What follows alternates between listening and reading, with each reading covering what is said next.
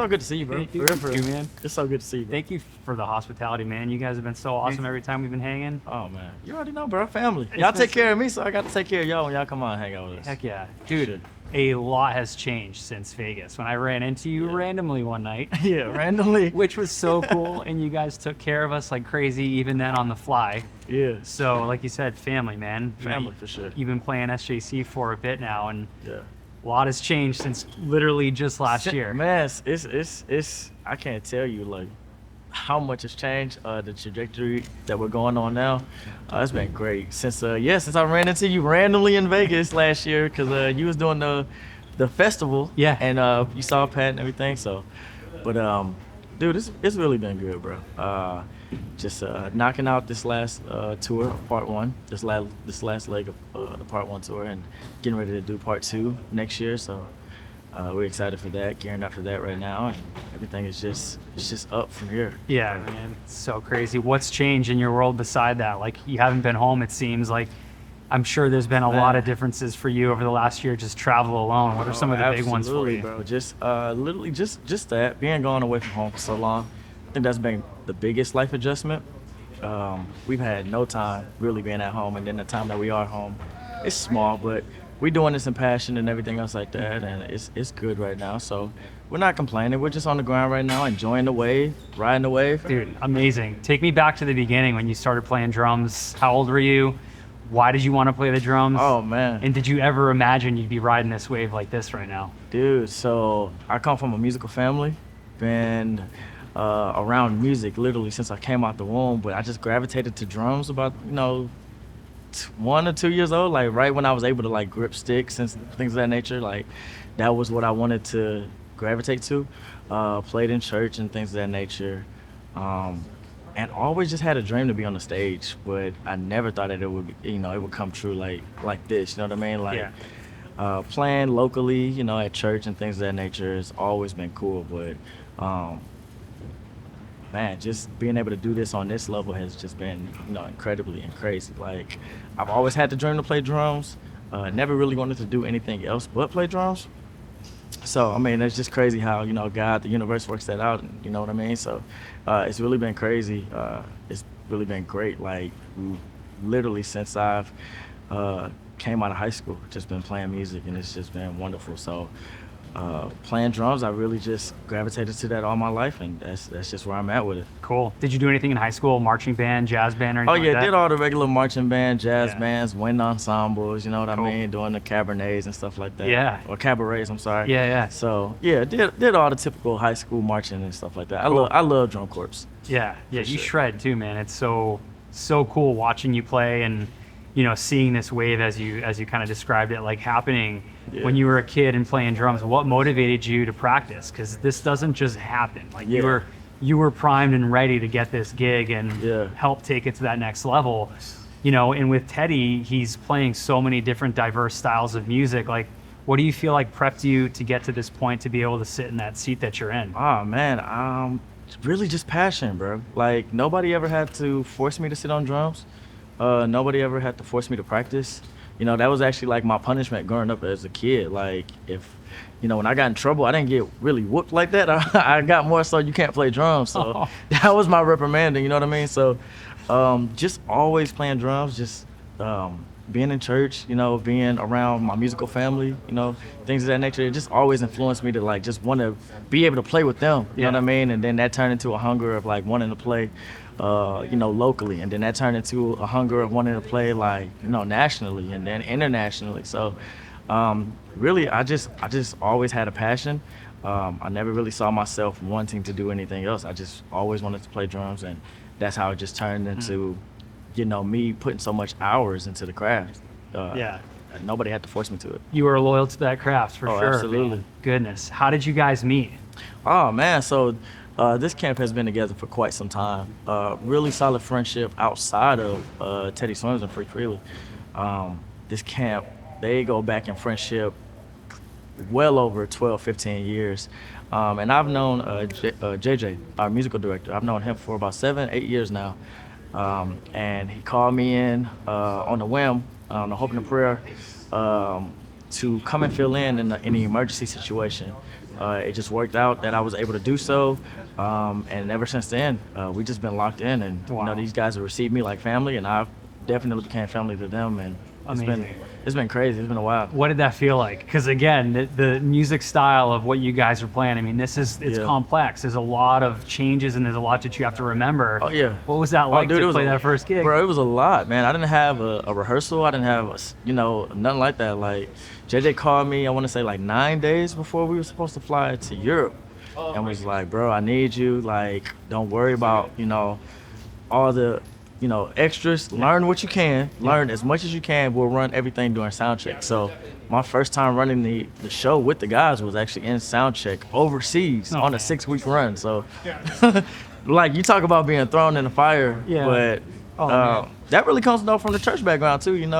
Church definitely raised us a lot of the same ways. Like, hey, just get on the drums, figure out what you can, what you can, and then we'll go from there. So, yeah, JJ just called me and locked me in that, and Wow. the rest has been riding the wave. Amazing. So when you were a kid watching TV, music videos, whatever, are there any in particular that you remember watching and going, I want to do that?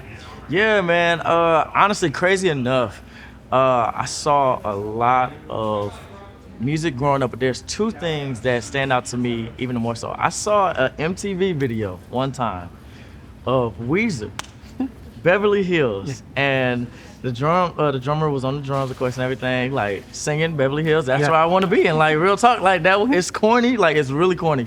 But that's actually like, well, I was like, man, this would actually be cool. Like if I can actually make a life out of this. And then one of the big homies, Rex Hardy, former drummer of Mary J. Blige. I saw his AOL session on YouTube, and Tony Royster's Dennis Chambers, that collaboration DVD. Those three things was like, man, like I really want to do this. Like let me aim for this. Yeah. Like legit. Amazing. So you're riding the wave now, looking back on that. What does that feel like? Look back over just the last year from when I saw you and things were starting to pop off. Yeah. What does that feel like? Oh man, humbling, surreal. We have to continuously ground each other, as brothers, because it's a lot to take in at one time. The success of our hard work. You know what I mean? A lot of people put in hours and hours and a lot of effort into their craft, and how we're seeing it manifesting in front of us and working out and where we're going. It's just crazy, and sometimes it doesn't feel real. So we have to keep each other like, yo, this is real. Like we worked hard for this. Like we deserve this moment. Let's appreciate this moment. Let's ride this wave. Let's take it up and let's do what we do. Yeah. So it seems like you guys have a good friendship and brotherhood on the road. That's not always the case, There's some bands out there traveling, whatever it is, whatever industry, bunch of people together, different things can happen. When you're on the road, do you have any sort of rituals that'll bring you back down to earth? Or Yeah, man. So before every show, we have basically a pinky promise that we do with a series of handshakes. Everybody has their own handshake. But it's a pinky promise that no matter what's going on throughout our day, throughout the road life, whatever, we go on stage and we leave it out on stage. We come together as brothers, we give a great show. And then with us already establishing that before show, it helps the energy of us be able to translate to the crowd, the true essence of the music that we're trying to portray. So we always bring each other back, with the pinky promise, like, hey, I love you. Hey, we could have had a little spat earlier that day, but it's like, hey, bro, we good. Like, it ain't worth this. Like, we here. Let's be in this moment. Let's take it back. Let's do what we do. And it always works out, bro. That's awesome. That is really Every cool. show. You guys let me do it in Vegas. I literally had just met you guys 20 minutes before, and you're like, Hey, come on, get in here, man. Got to get this pinky promise going. that was really cool, man. That was awesome. So touring the world, what's your favorite thing about doing this? Is it playing the drums? Is it being with your friends? Is it the interaction with the fans? Is it all of it? I mean, if I could take away from the music just for 1 second, clearly staying on the stage is amazing. But just the fact that we get to literally see different cultures and different places, and and get to enjoy those moments. We make a lot of friends across the world, so they'll say, "Hey, come out to this bar," and it's down this cobblestone street. You know what I mean? In the old Harry Potter like places and stuff like that, or old castle houses and stuff like that. So, just being able to see so much of the world and the world history outside of the music, I feel like that's the best thing that I've been able to experience. The beautiful nature. Yeah, 100%. Meeting new people and just different cultures and things like that. Absolutely. I remember being a kid and watching music videos and going to shows and seeing my favorite bands and just dreaming of what it would feel like to do those things. And I'm sure a lot of the SJC fans on here and the next generation that watches this are, feeling that. It's a feeling that you just have where you're like, I want to do that so badly. What words of wisdom would you pass on, whether it's advice that you were given, some of the best advice you've received, or, some messages to inspire and motivate the next generation? I would say just the best thing would just be to follow the passion and stay yourself. The industry is based off of relationships, so a lot of times, people feel the need to conform to the rooms that they're in, but you don't have to do so. Stick to the passion, be dependable, and be yourself, and those things will eventually let you find the opportunities. Now, what you do with the opportunities is on you, but the opportunities will eventually find you if you can just be a good person, be good at your craft, and just be who you are. People have to spend so much time with you off a stage.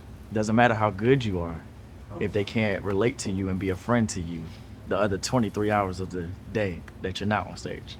So, dude, that is very well said. And it is, man, it's all relationships. I remember, I'm at my shop and Curtis called me and we had been friends and we had known each other just through mutual friends, and we didn't speak that often, but he called me and he's just like, "Yo, man, Teddy Swims, new artist, we need some drums." And here we are working together, and it's all relationships. And all relationships. My friend Pat was driving you, which is how I kind of was like, I think that was in Vegas. And like, it really is. And you mentioned the universe and God and these things, and whatever you believe in, there are ways of manifesting and dreaming, but really being a good person and doing the right thing is really what's going to, I think, in my opinion, align you with that universal energy to put you in the right place at the right time. Oh, absolutely. And what you do with it is totally it's on you. Yeah. I mean, I always feel like if you're in the right place at the right time, the opportunity will fall, but it's just really on how prepared you are. Yeah. JJ could have called me and said, "Hey, you got 9 days to learn an hour and a half song and hour and a half show," and I could have said, "Bro,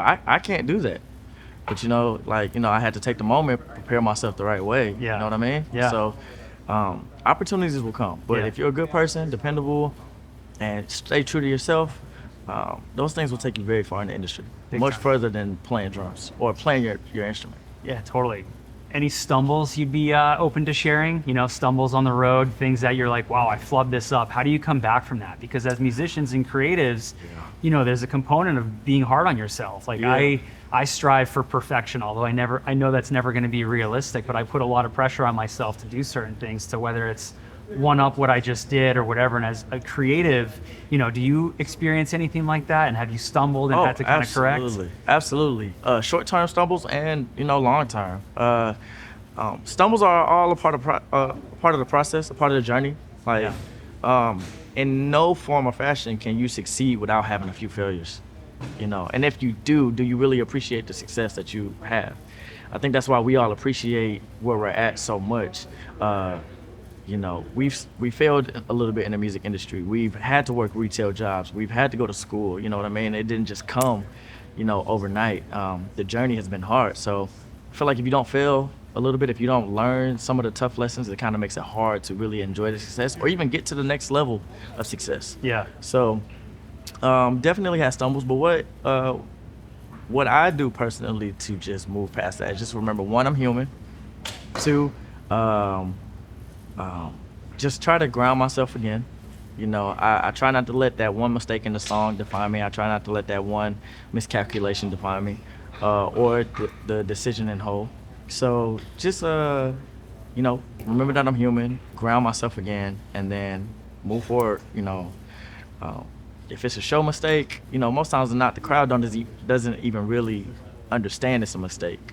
So I have to extend grace and saying, hey, I may have tried to translate this during the solo, but this translated, but it's still good and it's still clean. So it's not a mistake. So just being cool on myself and trying to stay grounded. That's the best way to get over my stumbles personally. That's great advice for sure. Giving grace is huge. I try to remind myself of that as often as possible because I'm sure in your world too, it's tough. You see, when I was growing up, I see bands and I'm like, oh, they're an overnight success, or I see that sometimes in the social media comments on younger bands that are kind of breaking through, and it's like, oh, you guys didn't earn that, you didn't deserve it. And there's a lot that goes on behind the scenes to really earn it and really feel that you deserve to be there.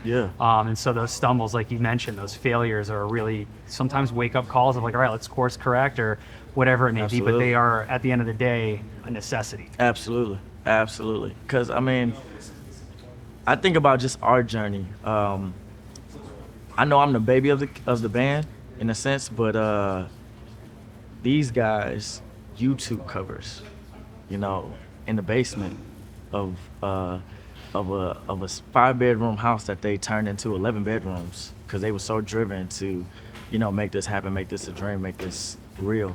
So the grind has been there and the failures have been there.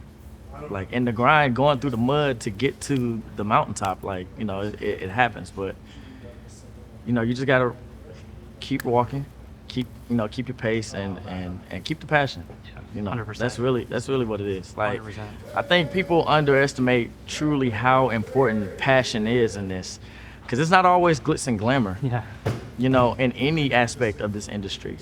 For as high as the mountain is, sometimes it's as low as the valley. So. Just being in those type of mindsets can definitely just help.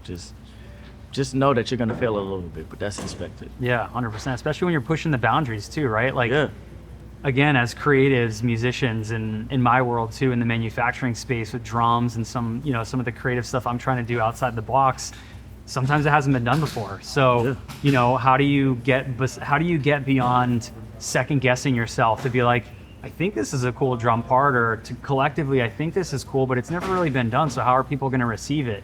You can do the whole paralysis via analysis thing and just never move forward. You have to make decisions though, thinking outside the box and just go for it and own it, right? Oh, absolutely. I think that's a lot of what Freak Freely portrays now. Our arrangements, our approach to the music isn't what the industry standard of a live show is right now, I should say. And it's actually very much so appreciated because it's us 5 collectively coming together and saying, hey, this is our thoughts and vision of, what this should be. Let's try to translate that. And we've had, failures in it, and we've had success in it. And it's just really about just stepping out on fear. Stepping over fear, really, and stepping out on faith. And just realizing that, music is all internal anyway. You know what I mean? If it comes from the heart, it will be received by the heart. So we take that heavy into how we approach music, how we approach our arrangements, because we do try to step out the box, and Ted allows us the freedom to do so. He's real big on that. As vocally crazy as he is, he can also play, and so he appreciates the band moments that we do make.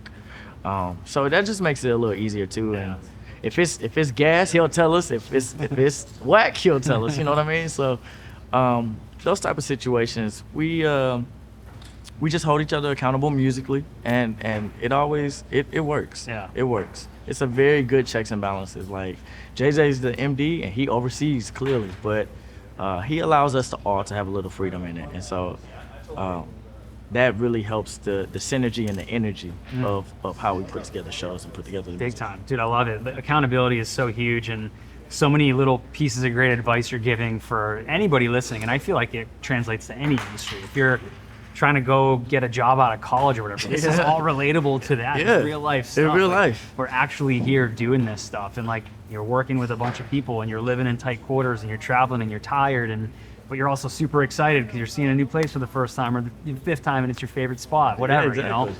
Such a cool life you guys get to live, man. Yeah, man, it's beautiful. It really is beautiful.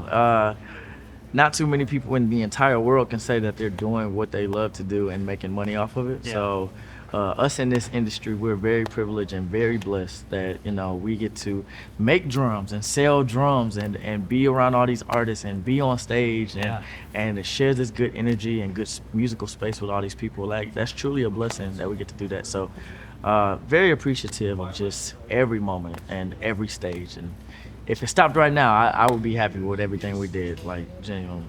We ain't stopping. But we ain't stopping, baby. We ain't nowhere near, baby. Yeah. We just getting started. What you Really, talking dude? about? Seriously? Just getting started, bro. Heck yeah. Well, let's talk about drums, man. Let's talk about them. Why? What do you like most about playing SJC? Man, SJC,